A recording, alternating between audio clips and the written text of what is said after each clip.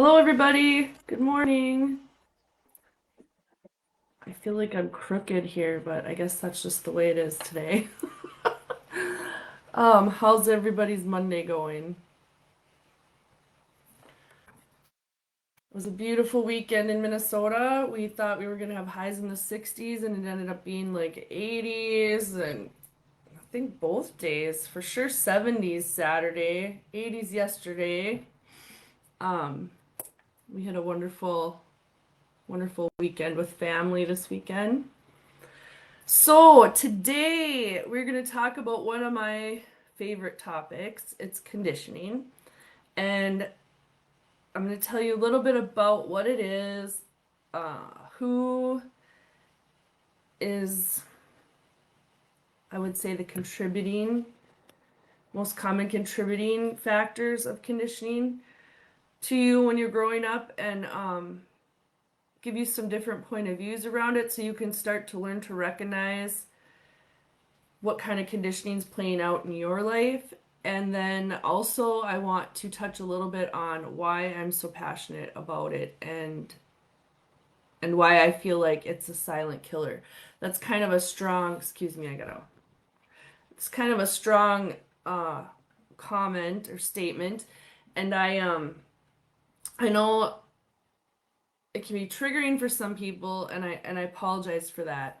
I just really think that it's one of the things that if we can learn how to heal that. Good morning, Annie. If we can learn how to work through our conditioning and heal that within ourselves, I think that seriously, at least 50%, if not more, of our inner critic, our inner battles, like when we're fighting against ourselves about things, I think this would really clear up a lot of that noise in our systems. And I know since I've been working with it, it's helped me a lot, and that's why I want to help it or help spread the word and talk about it and teach other people about it so that they can find relief and peace as well by working with it. So, by definition, oh wait, first well, maybe I'll do this at the end. I have a special card deck here today. I'm going to pull a card for us. Let's just do it now. I feel like now's the right time to do it. This card deck, it's an oracle deck, and it's called Because I Love Myself, Healing Messages of Love from Your Soul to Yourself by Lucy Cavendish. It's beautiful deck. Sorry, I'm not used to these cameras. All right, let's see what we get here. Um, I also want to preface all this by saying that conditioning happens when we're young, okay? Like before the age of 10. And so there's a lot of people that influence our conditioning. Parents, teachers, relatives, friends of the family, TV, movies, radio, music. There's a lot of things, right? And to be honest with you, I didn't know anything about conditioning until a few years ago. And so I was a parent, and my kids were pretty much grown up already. And I thought, oh my God, did I totally screw up my kids? Because then I realized what I had contributed to their conditioning. And I just want to say that this isn't about a blame game, okay? Because people don't know. A lot of people don't even know when they're parents how much this is going to affect their children for the rest of their life. And um, obviously, they don't understand how much of it's actually going on in their system as well, right? So there's before you're 10, that's a lot of stuff, right? A lot of different stuff. And I think people are getting a little more mindful. Right, Annie, every aspect affects your conditioning. And you can get conditioned even further on in life, right? By different traumas, or like if you're in the military and things like that. But the conditioning that I'm going to address is the conditioning from age 0 to 10. And so the things that we're exposed to usually before we're 10 are things that our parents usually kind of have control over, or our relatives or our caregivers or our guardians, things like that, right? And school. School's a big one too. So anybody that or anything that happens at school can contribute to this kind of conditioning that I'm going to be talking about. Okay, so here's our card. I cheer myself on. I am with me every step of the way. I take time to encourage and support myself, and if I falter, I will be there to help myself back up again. I can do this. So, be your own cheerleader. That's a really good advice. Because you can't wait around for somebody else to be your cheerleader, and you're with yourself all the time, so definitely be your own best cheerleader. Okay, so I want to read the definition of conditioning. The definition of conditioning is the process of training a person or animal to behave in a certain way or adapt to certain circumstances. So I'm gonna do this again because it's really there's a lot in there. So let me do it. Just let me read it one more time. The conditioning is the process of training a person or animal to behave in a certain way or to accept certain circumstances. Okay, so science has proven that from the age of, it's usually like 2 to 10, but I think it can come earlier, is when our brains are like sponges. That's why they say, like, if you want to teach your kid multiple languages, do it like around age 2 or something like that, or maybe even a little earlier. I can't remember. But our brains they're just soaking up everything around us. They're soaking up people's emotions, that can soak up all this knowledge. And it's really when your whole subconscious is being formed, like, I want to say like clay, right? Like anything that you want your kids to, they'll learn it so much faster and so much easier during these formative years from 2 to 10, which is amazing. And the brain is an amazing thing. The trick here, though, is that at about the age 10, everything kind of locks in. So you're going to keep learning, right? But all that stuff up to that point locks into your subconscious. And so your subconscious is like the program that's always running in the background that you don't really think about. It's subconscious. You're not conscious of it running, right? All that stuff has been locked in by about the age of 10. And after that, you probably, what do they say? 95% of your opinions, decisions that you make, habits, mannerisms, everything else, 95% of all that's in your subconscious. And the other 5% is in your conscious. So from day to day, 95% of the time, you're running on all that conditioning that you soaked up before you were 10 years old. So I don't know about you guys, but that was kind of mind-blowing to me because I was like, what? Like, how did I didn't even know what the hell was going on by the time I was 10 years old. And now I'm making my decisions and all these things as a grown-up based on those things that I soaked up into my subconscious before I was 10, right? And it's true. And it's a little eerie and a little unnerving to think about that kind of, right? Because depending on what people were teaching us and how we were interpreting it as a 2, 3, 4, 5, 6, 7, 8, 9, 10-year-old, that's what's locked into our subconscious, okay? So not only is there that immaturity factor, right? That we don't see things the same as we do now as adults.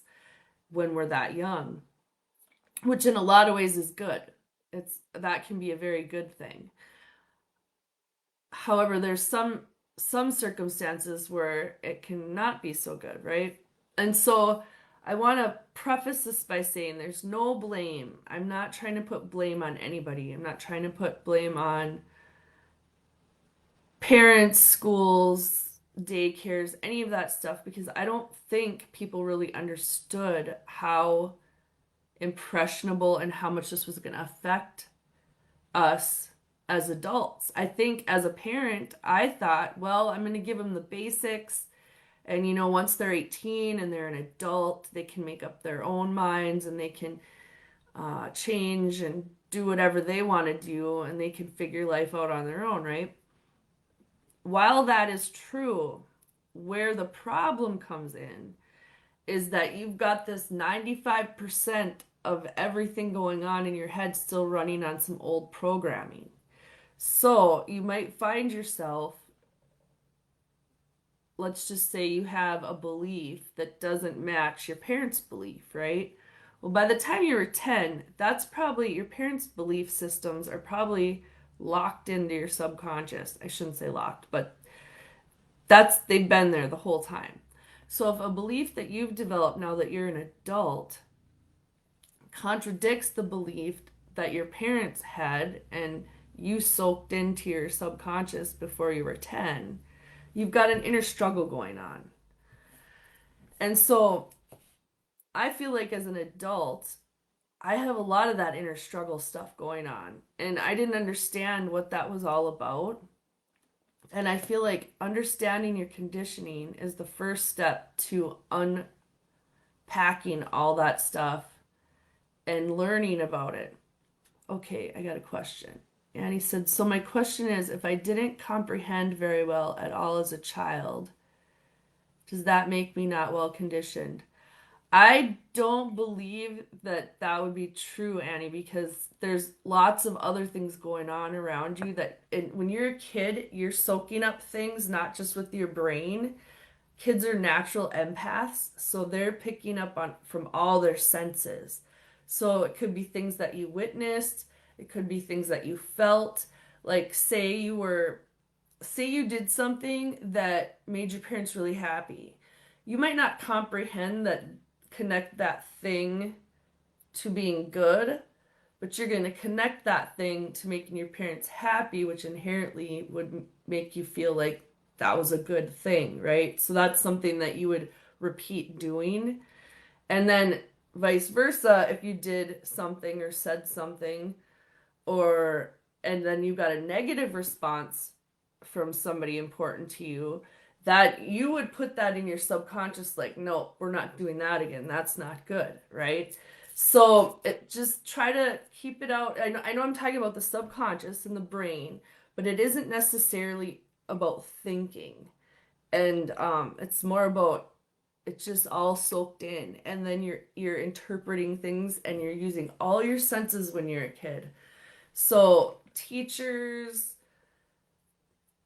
you've all seen these movies, right, where these kids are so excited and they just want to go tell their parent or their teacher about something, and then their parent or teacher just like blows them off, and you can just see that they're heartbroken, right? Those kind of things are huge. Those things register in your heart and your subconscious when you're a kid, and if that happens over and over again, that will start a habit and a belief system going on in your subconscious that can carry over obviously into adulthood. Sorry, you guys, my allergies, I'm on allergy medicine. So we don't want to blame anybody. We're not going to blame anybody for this because I don't think anybody really knew what it was until like just recently it's starting to come about, like in parenting books and things like that. And some people don't even really believe it still. I think if I talked to my parents about conditioning, they'd just look at me like I was crazy. Maybe not, but I kind of think they might. My grandparents, they'd be like, we didn't have time to worry about that. Like, you got what you got. What was that old saying? You get what you get and don't pitch a fit, right?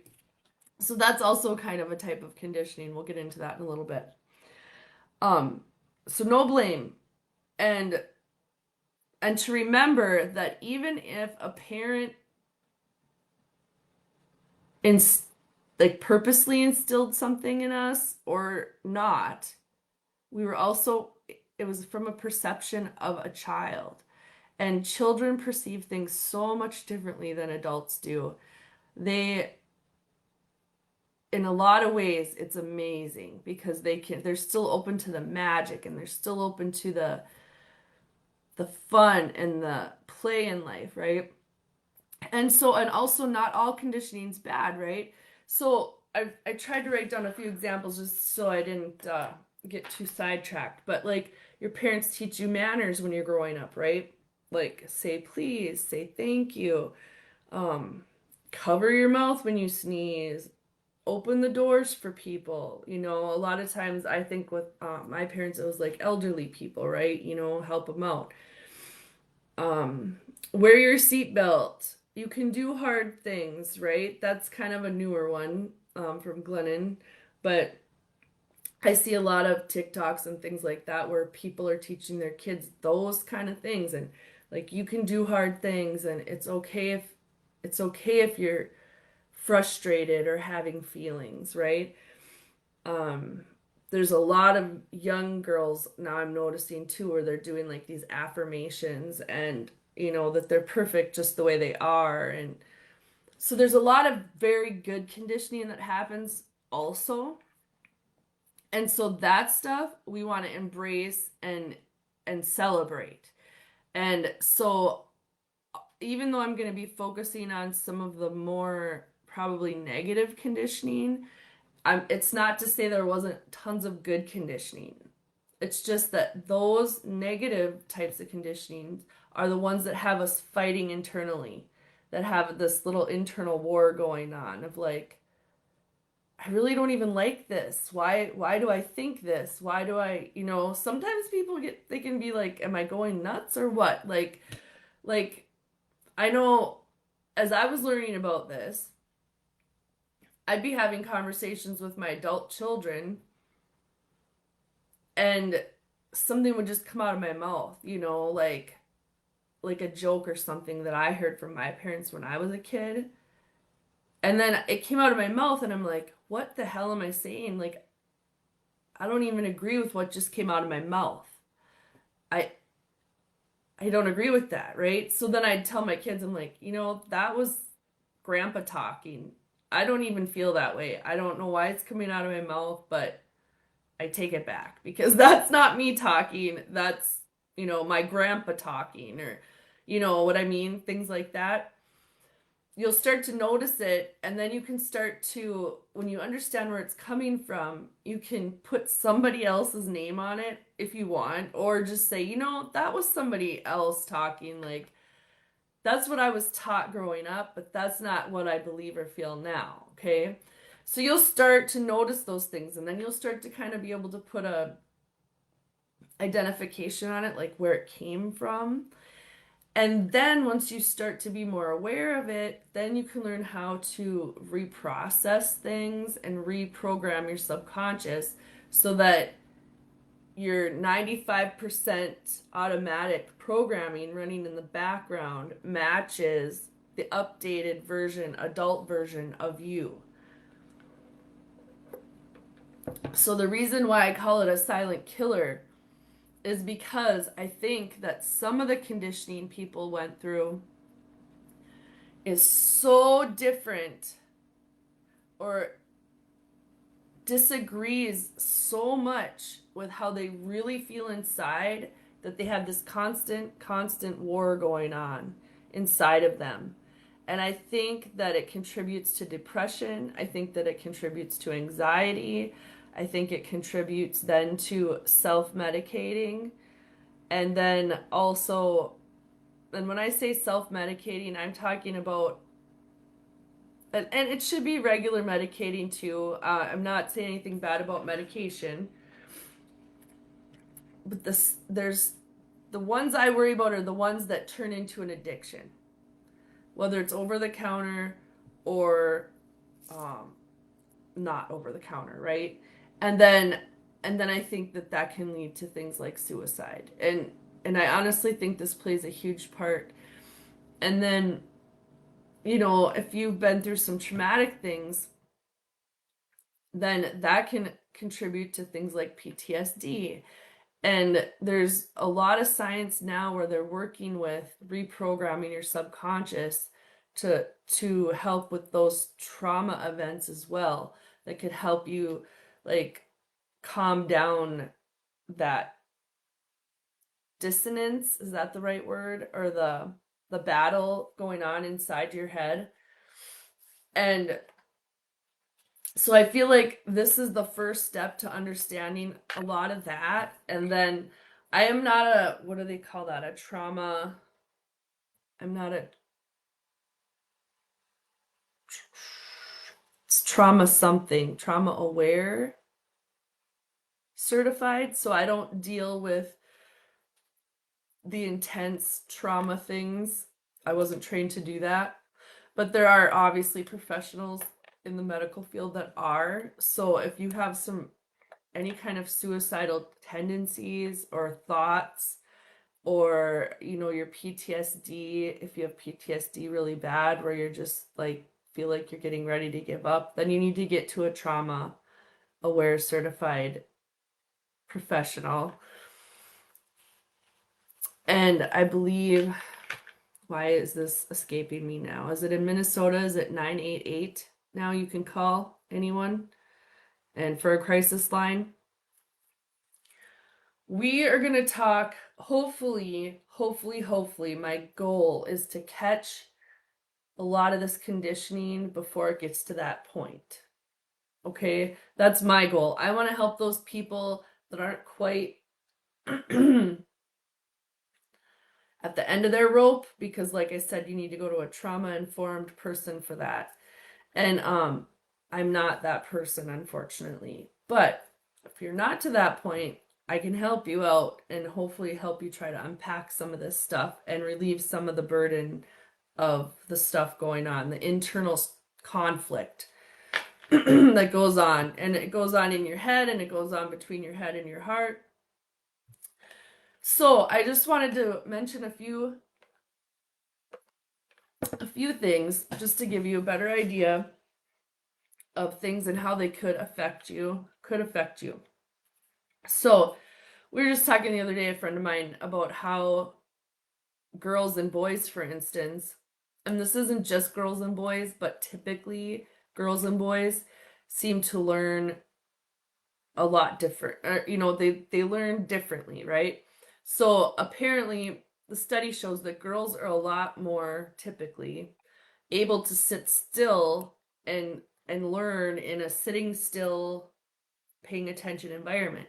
Where boys, on the other hand, need more, like, they can't sit still as long usually, right? And I suppose this would go hand in hand, like if a kid has ADHD or, you know, ADD. The school systems are set up for you to sit and pay attention, right? And I think they're slowly starting to adjust. Obviously, there's a lot of people that fell through the cracks because they didn't or weren't aware of it. They didn't do it or they weren't aware of it. So unfortunately, like boys, they go to school and they're probably always being told to sit still, be quiet, made to feel like they're a distraction to others, that they are, I had the word in my head and now it's gone, and it like almost an annoyance, right? Or they're a pain in the butt, basically, right? Because they can't sit still. And then when they're having to sit still, they're so concentrated on trying to sit still that it's hard for them to learn. So then maybe they're not getting the best grades that represent their actual intellect, right? Because they're not in an environment that is actually catering to what they need to learn. Okay? So that's one example of conditioning. And then at the same time, you've got a lot of people saying, well, you know, men, they can go to work and do manual labor. They don't need to do good in school. They can make good money. And then Then you've got them saying women have to go to school because they have to make money because of their brains, because they can't do manual labor. Okay, so now I just opened a big Pandora, like a opened a big box there. And if you can see, and all of that is a bunch of crazy conditioning, right? So there's a lot of little girls that grow up thinking that if they're not smart, they're going to have to marry somebody that's smart or marry somebody with money. And because otherwise there's no chance for them, right? Because the only way they're going to make money is if they're smart. So if they're one of those girls that are sitting in class and they can't sit still, and to be honest, I was one of those. I got in trouble. I think it was my first grade teacher that said that I'd hum music to myself in class, and I didn't even realize I was doing it. But apparently, my brain needed a little more stimulation or something, right? And so, those little things that you're gonna get over and over and over, like for me, be quiet, she talks too much, she's making noises, she's humming in class, da da da da da, right? And then maybe I'm not doing so good in school, and this and that. And there's so much pressure. And all those little things are teaching us that the way we are, first of all, is not okay. And we're supposed to change, which is unfortunate because I believe a lot of those things are inherent, right? It's not like we're going out and punching some kid, right? It's not a behavior. It's like an inherent way of learning or an inherent way of our nervous system performing for us, and that we're going to like a public school system that's set for the majority, which I don't even know now if that's even a majority anymore, but they picked what the typical learning style was or the main learning style, and that's everybody had to fit into that box, okay? The box is the problem. Not everybody fits in the box. In fact, there's a lot of people that don't fit in the box, or they can have one leg in the box and one leg out of the box, right? Now, do I think it's possible for every student to have a teacher one-on-one throughout their whole experience? Probably not. We don't have enough teachers, right? That's a whole nother ball game. But what I will say is having those feelings of being different, of being bad, of being a pain in the ass, a distraction, and then the other kids look at you like you're bad because the teacher's saying you're bad. All those things add up and they lock into that subconscious. And now you're starting to develop like you're self-conscious, right?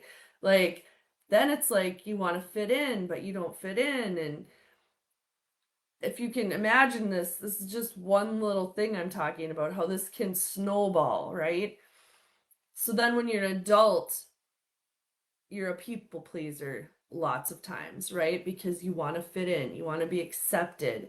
You don't want to start waves. You don't want to irritate people.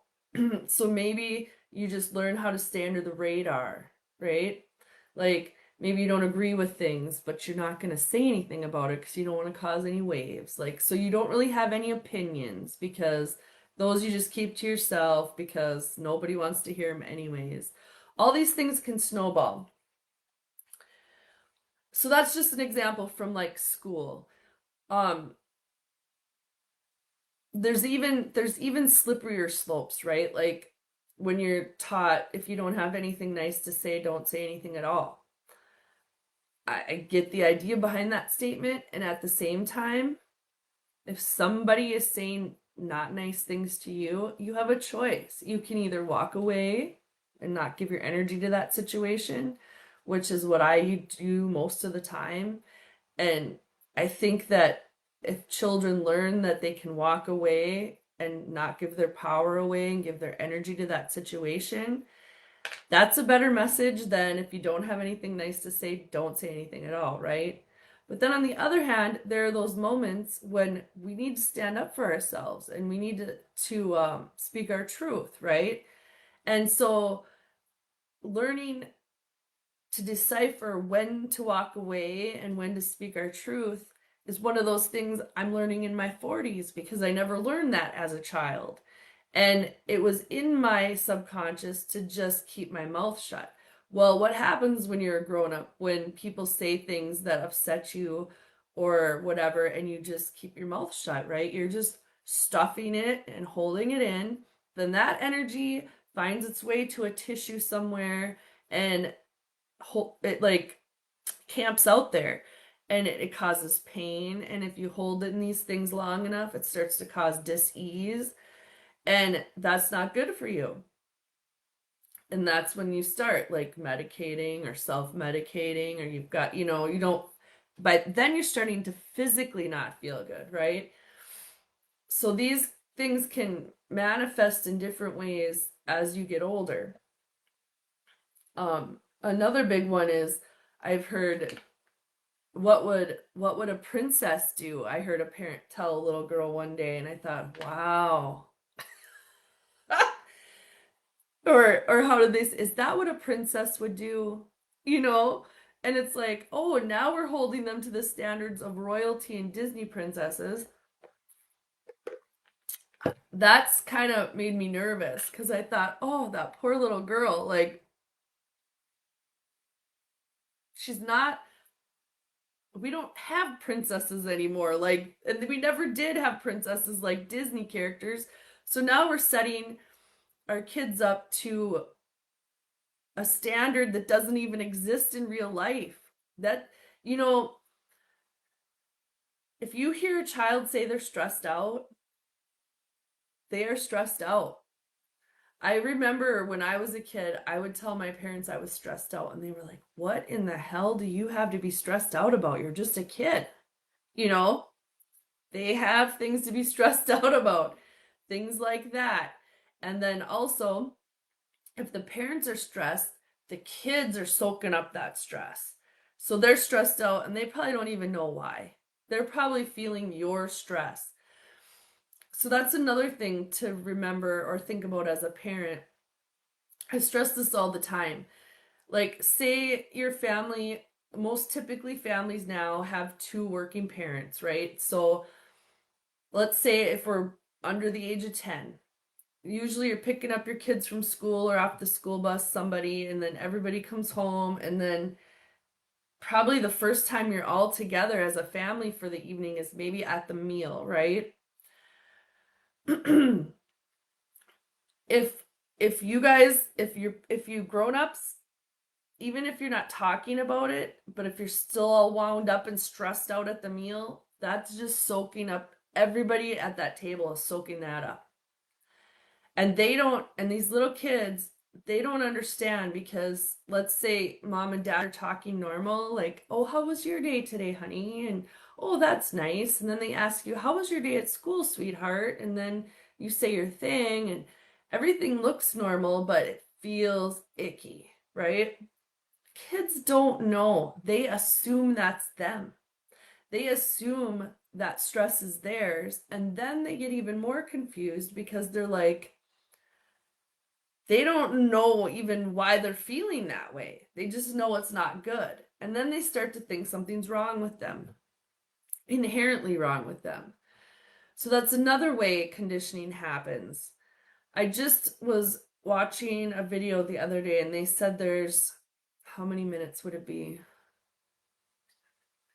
Nine or 10. The most important 10 minutes of a child's day has to do with like the first 3 minutes after they wake up, the first like 4 minutes after you pick them up from school, or when you see them for the first time after school, and then like the last 3 or 4 minutes before they go to bed.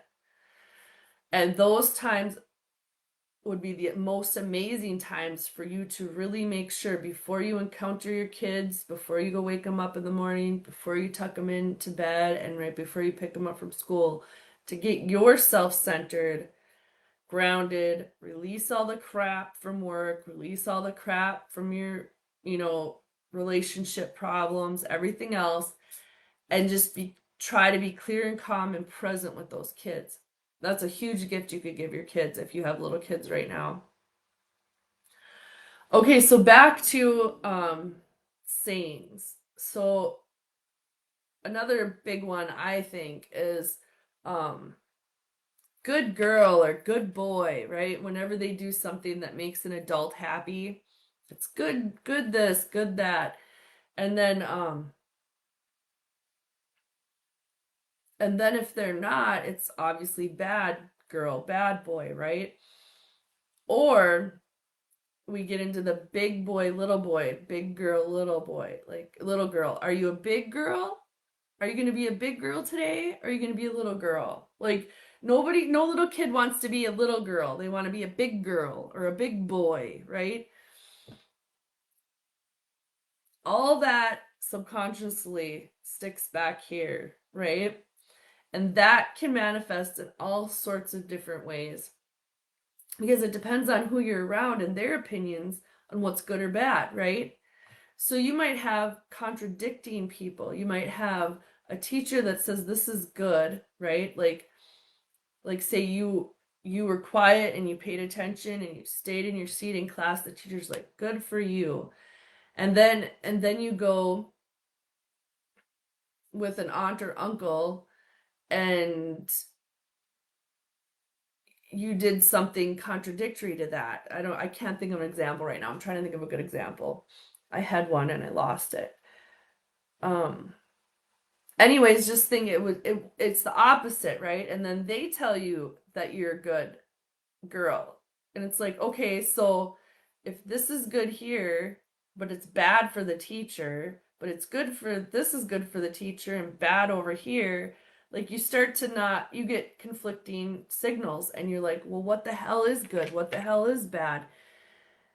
And then that starts to get crazy. And then the big boy, big little boy thing, um, to me that just is like it's almost like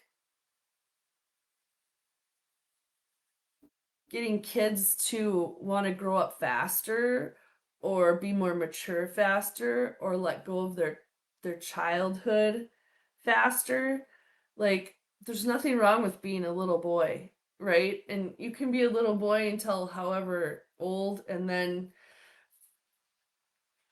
I don't know. There's just something about that little boy, little girl thing and the big boy and the big girl thing. I just, it doesn't sit right with me, and I'm not exactly sure why, but I just think there's better words we could be using. Like, wow, that was very, resourceful of you, or you know what I mean? Like, resourceful isn't probably the best word for a little kid, but wow, you really thought that through, and I like how you handled that situation, right? It doesn't have to be oh, you were a big boy.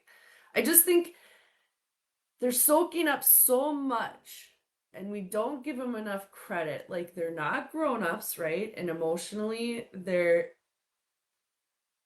emotional maturity is not quite developed, right? So, but I think if we could learn how to expand more on like what they're doing and that just get away from the good, bad, big, little, and do a little more explaining. I think kids, like when I was a kid, things were really lost on us as far as emotional intelligence as well. Yep, you can say really smart of you to think that way. But you also want to be careful because you don't want to just make them feel like only smart is good, right? Like,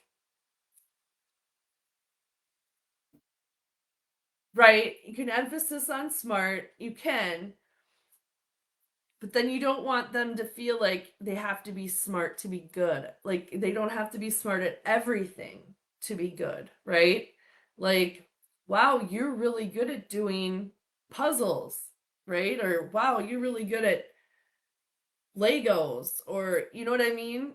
They're using the good word again. I don't have all the answers. I'm just saying that if you can talk through it with them a little bit, so it's not so cut and dry, so that they understand which part of the process uh, is the part that's really showing their skills, right? Kids need a lot of that boosting up and self-esteem. Any way we can give it to them is good. It's just that it's nice to be more, what do you call it? Detailed about it. Yeah, that's the word I'm looking for. So like Annie said, like really smart of you to think that way. Like that's a lot more than good job. Then a kid's like, okay, well I did like 16 steps to a process. Like how is the whole thing a good job? Or if you can detail and narrow in on it, I think that's easy. That's better for kids and easier. So some of the ones that really, I think, and this goes along with I really have this thing about emotional maturity and emotional awareness, and that's a whole nother class. But so a lot of times you'll hear parents tell kids, toughen up, put your big girl panties on, grow a pair, or quit being a Sally, or things like that, right? You're right, Annie. It's going to be different for each family, each child, each individual. You just have to, because each child's going to learn different too. And only you probably know, if you're working with that child, what's going to be most beneficial for them. So when you get into those things, then it's like the whole put your big girl panties on or toughen up. It's like, usually those things are happening when a kid's very emotional, right? Like they're either crying or hurt or scared. And when you say those kind of things, that's programming the subconscious that those things are not okay, that it's not okay to be scared, it's not okay to cry, it's not okay to hurt. This happened a lot for the Gen Xers and earlier, like our parents and their parents. Like I went back and I was looking through like history, and I'm like, when did it stop being okay to have emotions, right? And I had to go back a long ways, and it's way back there. I couldn't even really, for women, I'd say it wasn't as far back as it was for men. And that's ridiculous. We all have feelings, and I think what we need to be teaching kids is, and now us adults who never learned it, is not is to be able to have feelings and how to navigate through feelings and how to release feelings and then move on. Because what do we do? Like I said, if we don't release them or express them in a healthy way, we either stuff them or cover them up with medicine or drinking or drugs or smoking or whatever it is, and then those things, they just soak into our muscles and cells and eventually our DNA, and then they make us physically hurt, or even worse, it can turn into disease, right? So I just wanted to give you kind of a once over general umbrella today. It encompasses a ton of stuff. And so these kind of lessons that we learn when we're 0 to 10, like the toughen up, right? That's then when we're an adult, we have a hard time with feelings. Like we don't want to cry in front of people, or we think we're weak, or we're bad, inherently bad, or there's something wrong with us, right? And so that's where that inner battle starts happening. Annie, I hear you. I'm just learning about it in the last couple years, and it's huge, and it's making a huge difference. And actually, that reminds me that I will tell you is that I'm going to have an introductory class on how to zero in on these things and some of the most common ones that are the ones that affect the people the most. I'm gonna do a class about this in September. It's gonna be on September 23rd, and it's about an hour and a half.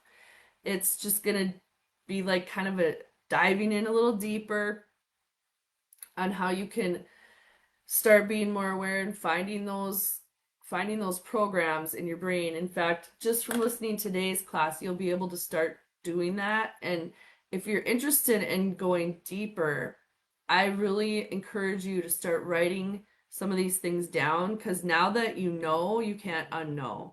So things are going to start popping up and you're going to be like, oh, that's one of those things. Write it down and then come to this class, and then we can work on some more, diving a little deeper. And for me, it helped because then I was like, oh, that makes sense why I have this struggle, right? Like my parents were pretty strict, like for instance with their religious beliefs. I was more open. I kind of wanted to learn about all sorts of different kinds of religions. Well, that was a big thing in my, oh, that's bad. Don't do that. And da da da, and it was like a push pull all the time.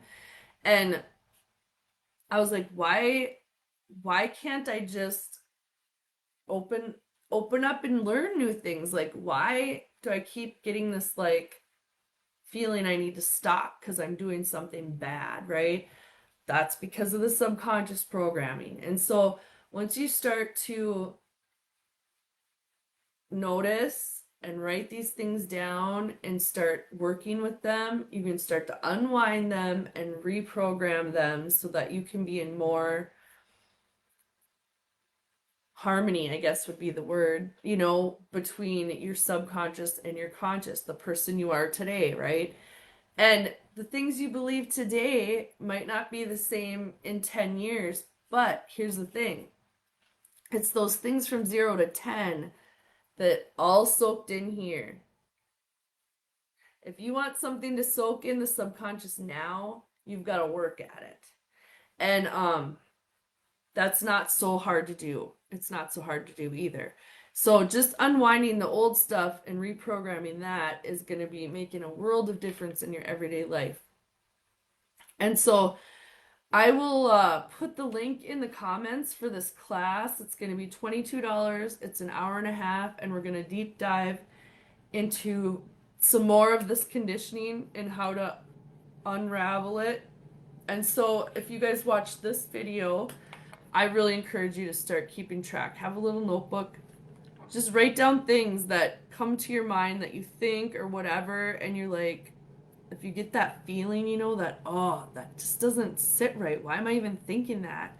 Write it down, because chances are you can pinpoint it to a certain time in your childhood at the age of 10 or under, a certain relative or person that was in your life, teacher. Somebody probably taught you that when you were younger, and that's why you're having this contradicting stuff going on in your head. So noticing it and being aware of it is the first step. And this is not a quick one and done. We're gonna get it all done in like 5 days, right? It takes a little time. Your subconscious is a pretty powerful tool, and we don't just, it's not like a computer. We don't just wipe it and go back to default mode, right? Because there's a lot of good stuff in there we don't want to get rid of. So if you're interested in going a little deeper on this with me, like I said, I'll put that link in the comments. And it'll just be like, I believe it's a Saturday morning from like 9 to 10:30. And we'll dive in a little deeper because this is one of the subjects I love to teach about. And if you have any questions, you can put them in the comments, and I will get back to them as soon as I can. Otherwise, I hope you enjoyed this, and I hope that it opened up or turned some lights on and will help you just sort of sort through some of this stuff as the days go on. I'd love for you to come back and put comments in here if you find some aha moments. And otherwise, we'll see you next week, I believe. I believe we're doing or wait, is next week is Memorial Labor Day. Next week is Labor Day, so we don't have a Monday musings, but the week after that we will. Okay? All right, my friends, you have a wonderful week. Continue healing, and we will see you in a couple weeks.